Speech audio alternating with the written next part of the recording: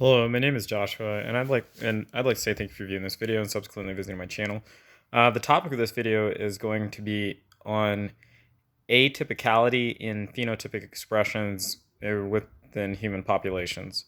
And so it's not something really that you're going to be able to find explicitly in the way that, at least that I'm aware of, in the way that I'm going to describe it in this video, but this is my best hypothesis as to why is there so much difference, and why does difference localize itself in individuals across a population. And what I mean by that is, yeah, human beings, we do come with quite a bit of variation, but at the same time you notice that people who are diverging in some varied way from the norm in one category will also be diverging in that way from the norm in some other category that could possibly be considered comorbid. Now, comorbid is a term you hear mostly used in psychology to mean personality disorders, or personality and mood disorders that appear together in their constellation in a person. That's usually so. For example, in psychology, if the comorbidity could be that someone has an anxiety disorder while at the same time dealing with borderline mood disorder or something like that. And so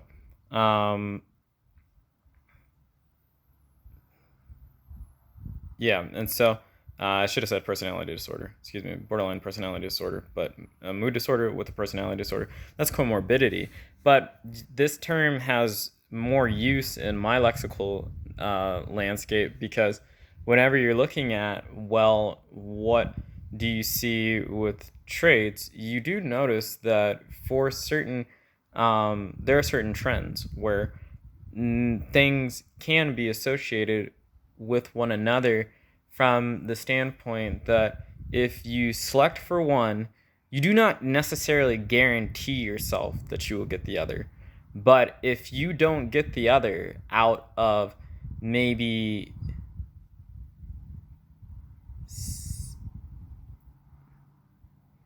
so the ratio I would say is a 2 out of 7 to ranging about a 3 out of 4. So its frequency can be anywhere from a 2 over 7 to a 3 over 4 kind of probability. And so that's the comorbidity probability range for me. And so it's not completely arbitrary, but what it's trying to say is that this something closer, well, something a little less than 0.2 is really what you would probably go with on this. And not to make it a completely mathematical discussion, what I'm just trying to say is that there are a range of patterns where things can show up with one another. And because there's this pattern where things can show up with one another and patterns about varying extremes, it's necessary to introduce the term of comorbidity, meaning that you have things showing up with one another. Okay? And let's talk about this aspect of variation and comorbidity, because really, why does it happen like this? Well, no one can really say for certain what the deal is, but honestly, how genes are propagated across the human landscape is through sexual selection. So, in terms of understanding really why we vary in certain ways and the extremes to our variations, it's necessary to understand something of the basic mechanism of, let's just say,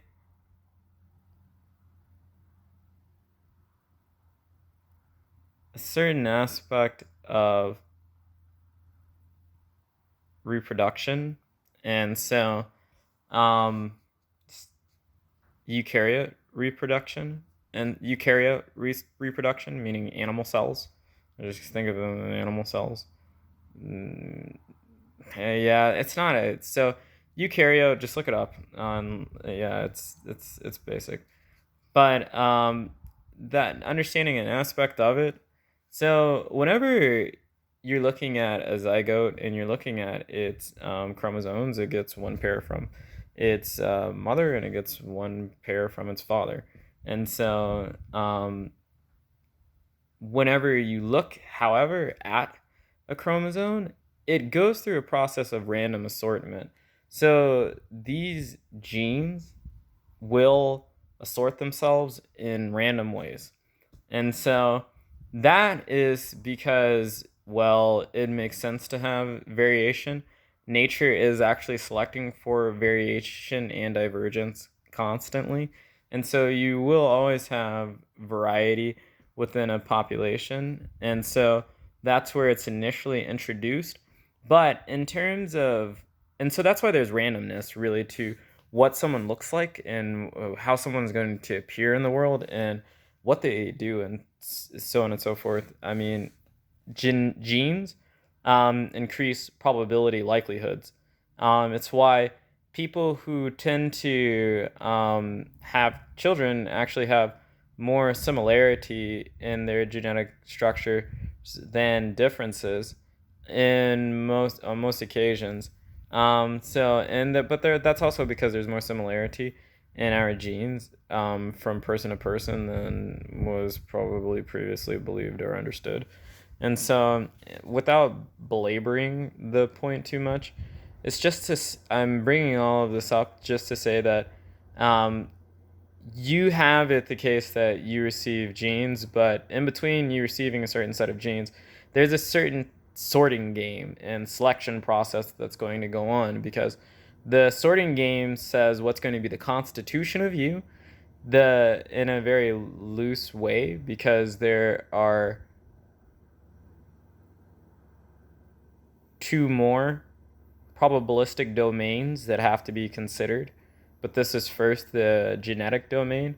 So you have it the case that things have to be organized and then things have to be selected in order to express themselves.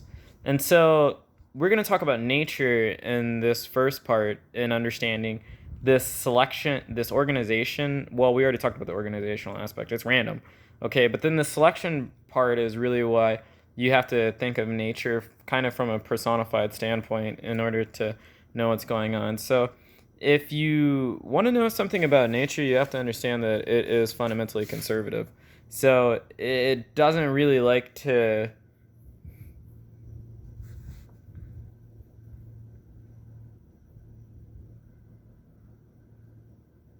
the way I describe it or the analogy I give, it means nature has a budget.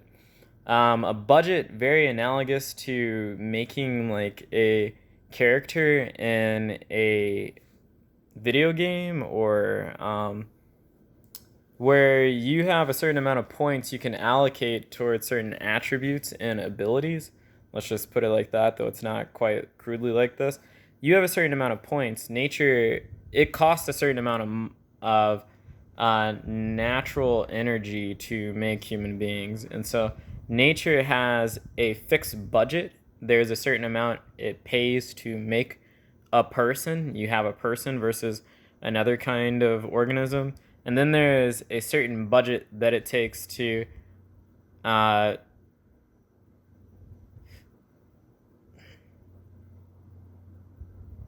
come up with a make and fit.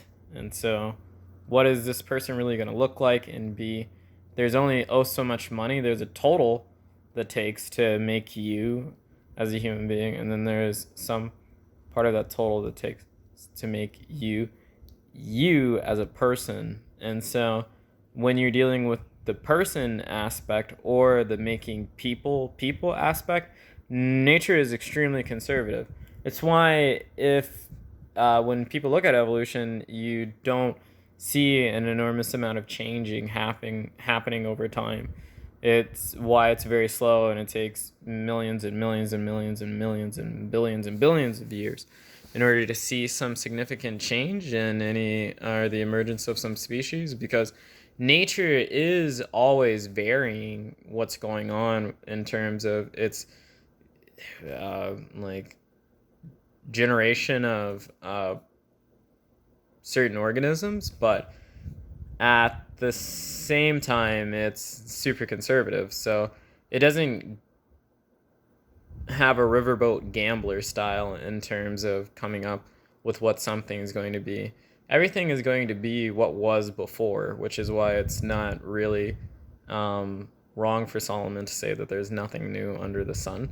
You can think of it like that. And so, and then there's a certain amount of, because there's a certain amount of stability anything needs in order to actually exist. And I'm not going to get into really this, I'm just trying to explain really the line of reasoning that's going on. And so from this, we need to think about and consider, well, when we're picking, what goes on with the picking. So if you think about traits, and this is just, again, another model to think about what's going on. If you think about traits are usually take on distributive patterns within distributive patterns within a population. And so what that means is that you can have everything from a normal curve to a Pareto or whatever kind of distribution. But what that says is that there's a frequency, and you can just say a frequency with which traits appear normally across populations, and depending on the trait. And so when you're thinking about nature picking, it's really, there's a reason why most people are very similar to one another, because if you pick for the average, or if you select for the average expression of some trait, you will keep, nature being conservative, will keep rolling for the expressive averages of other traits, because it's taking so much money and it can fill only so many slots. There is actually a deterministic kind of thing going on, that you pick one, you have to get the other. You pick one, you have to get the other. And certain arrangements with, the way in which, no, we don't know. So I shouldn't say, we don't know how genes work. But it's just, there's something about, it's not random. So we know that. It's not completely random, but it might as well be random. So it's very non-linear is the word I would use. It's very non-linear, but your first selections are your initial conditions, and they determine the cascading way in which all other selections will go. So if nature selects atypical, it will tend to keep selecting atypically. It's why the weirdest people have the weirdest things going on with them. So you can't really be atypical in one way without being atypical in another way, though you will find that if somebody is like that, that's atypical in and of itself. So it may just be oxymoronical to say that there is, well, anyways, the point I'm trying to make is that everybody is not atypical. Everybody has some mutation and like some variation going on, but most people, when it comes to their expression of some trait, are usually within 2 standard deviations of the mean, if it's something that distributes itself normally. And if it has a Pareto distribution, almost everybody's at 0. So, it's like, well, that's how it is. And so when you see someone is not like this, then that's not the only thing that's going on with them. And so you'll tend to notice that traits cluster. And I think I can give you some examples, some concrete observable examples of this. So when, and so nobody really, but I mean, trying to give the concrete examples would have to go into maybe the hypotheticals of why this looks the way that it does. Nobody really knows, and I don't really know those things. So I would say, for example, one of the things that you notice in comorbidity of traits in males is IQ and facial symmetry and perceived female attraction. The higher a male is perceived as attractive to other females, the more laterally symmetric his face is, the higher his level of general intelligence is with respects to his not as rated highly attractive in laterally symmetric counterparts. And now that's probably because, well, so people speculate that that's probably because whatever IQ is about, it's about intercompetitive dynamics between males. Well, so nobody really knows. So there's a lot of controversial things around IQ. I mean, nobody really knows, but on average, men tend to have higher IQ than women on average. That doesn't mean that there aren't women that have higher levels of general intelligence than most men. It's just to say that on average, you tend to find that. And so what that leads, I guess, anthropologists to speculate is that IQ is a trait that's really responsible in the social competitive landscape.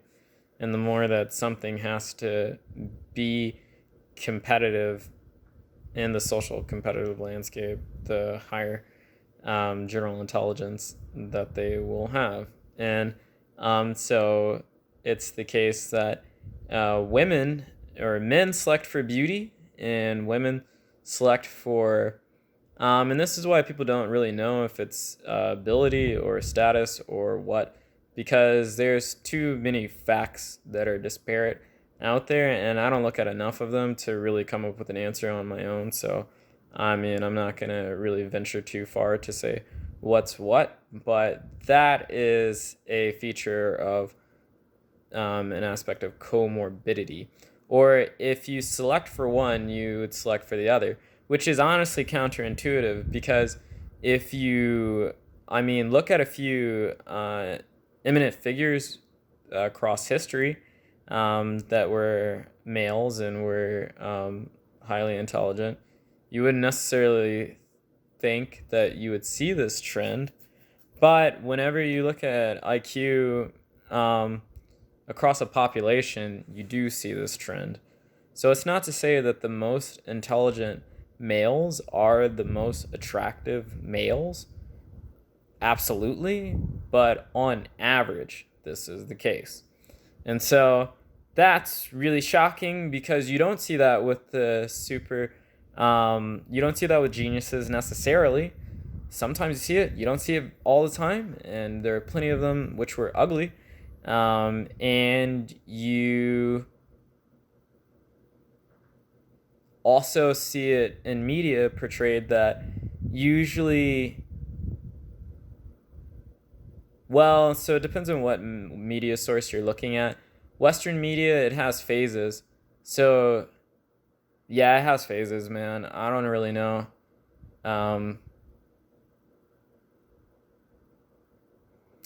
There's variation.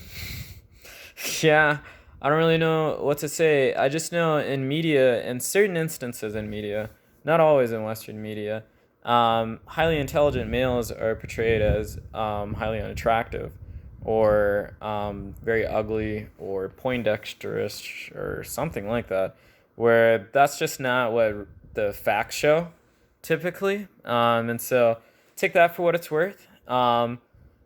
Also, you see certain things like if someone is left-handed, that's not the only thing that's going on with them.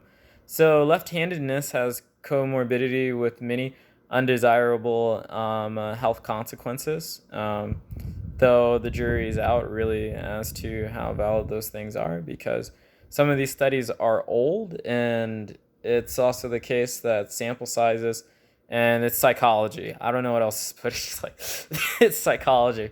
So it's not definite, but just the patterns are there.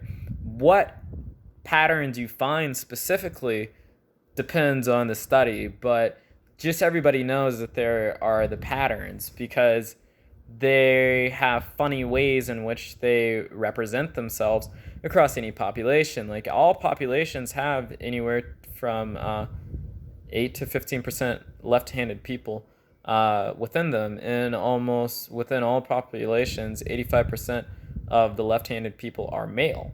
And so it's not really clear why this is the case, and it's not really sure why if you select for this you get that. And so in order to explain why if you select for these you get that, I've come up with comorbidity and the budget metaphor for nature and so on and so forth.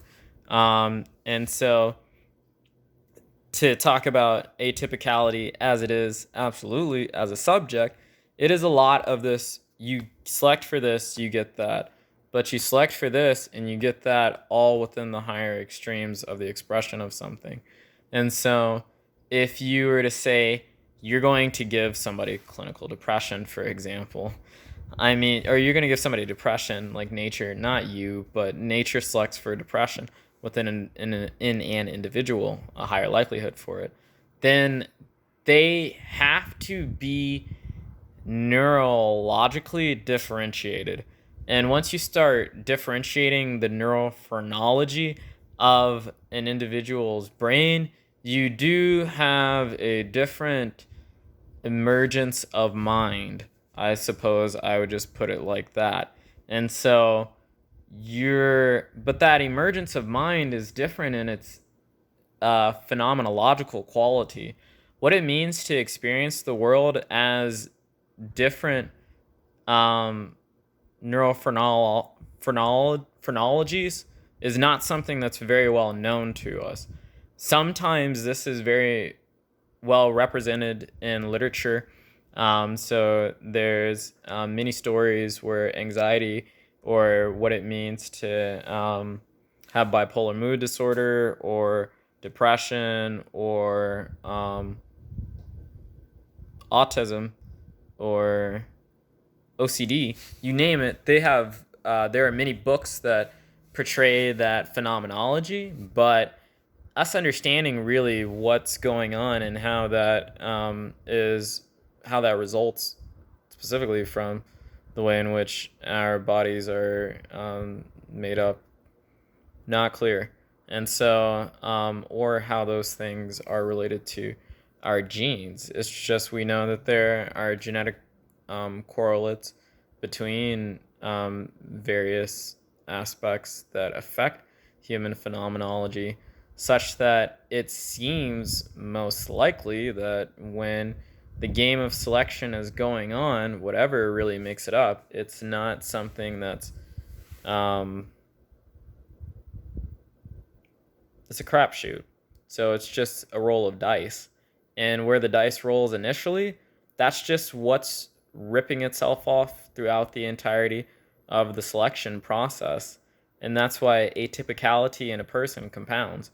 I mean, atypicality compounds within certain groups, atypicalities compound within certain people, because it's more like a Pareto distribution in the sense that atypicality almost no one is, but everyone who is atypical has almost all the atypicality.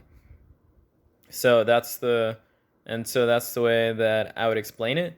Why it's this way outside of the genetic selecting is that whenever you're looking at the prenatal environment, this is another probability space that affects the way in which someone appears. And honestly, from the mother's genes to what she's eating to her moods, how prone she is, how stressed she gets as stress is induced from the environment without. All of these things affect the developmental trajectory of the fetus, and so, or the baby ultimately. And so that actually is really what's responsible for your personality, less so than purely your genes alone. But this is so non-linear and deterministic in the sense that it's a result from your mother's and your genetic material being fed by the system of her body or being molded by the system of her body. So it's not like it's purely genetic. It's not even close, but it's not like it's very clear. So it's not like people can change it either. So deterministic doesn't necessarily mean genetic, which is part of the problem with our thinking. And so that's why Freud may have been more right than not when we talk about the third probabilistic domain, early childhood. Now, Jesus Christ, I mean, this has been so studied across psychological literature. It's because human beings, there's a self-organizing process that creates us. Then there's a self-organizing process that develops our physical manifestation in the world. And then there's a self-organizing process that develops our understanding of the world and appearance in the world. So, I mean, everything from what you do with yourself in the morning to from the time you're age 0, like whether your parents talk to you or not and everything like that. I mean, it's very complicated. So it's extremely complicated. Human beings are very sensitive systems, very sensitive self-organizing systems, just like every natural system in the world. And so whenever we see atypicality appear in the world, it really appears. And it appears more so that way with certain individuals than others. Everybody's weird in the sense that everybody is a mutant in some way, but most people are not atypical. And if you are atypical, you're not the only one who knows you're atypical. It's like that. That's a good indicator, because yeah, that's how it is. And it's why atypical people stick out like a sore thumb, because they're atypical, and that's only a small minority of people. And so that's not a privilege, and it's whatever. Anyways, so that's neither good nor bad. And so just to summarize, you have to select for the way in which a person appears, or nature has to select for the way in which a person appears. And so that's the first spot where, as you're picking traits, you have to make probabilistically determined selections. And these probabilities affect one another such that you're really stuck in a very non-linear sort of self-organizing frame where maybe it's not completely order, but it's very organized disorder. It's fundamentally deterministic. That's the way that I'd put it. That's why I'm describing it this way. Next, you have that the developmental environment for the fetus is similar. It's just a different set of, I guess, variables that you wish to pay attention to and have to think of. And then once you have a infant out in the world, then you have the dynamic of their parents and the socioeconomic status that they're born into, and the current social political order of the time, and etc., that make up their early childhood and developmental environment. And so that again is basically just a random crapshoot of initial conditions, and those things impress themselves on the individual such that they continue to spin up and organize themselves as whatever they appear to be in the world to other people with respects to another person's phenomenology and their own. But it's all non-linear, and it all has this funny quality of, once you pick atypical, once you get some atypical, everything's atypical, or most things atypical. And so that's what the deal is. So that is on atypicality and phenotypic expression. Phenotypes as in traits. So like skin color and eyes and so on and so forth. So with that said, that's my video, and thank you for watching.